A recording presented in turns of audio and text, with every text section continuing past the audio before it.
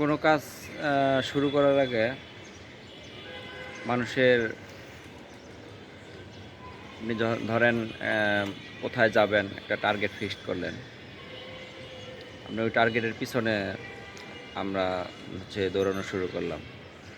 তো টার্গেটটা এইরকম হইতে হবে, যেমন এক্সাম্পল যদি বলি, ধরেন বাঘ সবচেয়ে বড় শিকারী কীভাবে, একটা বাঘ যখন শিকার করে হরিণকে টার্গেট করে।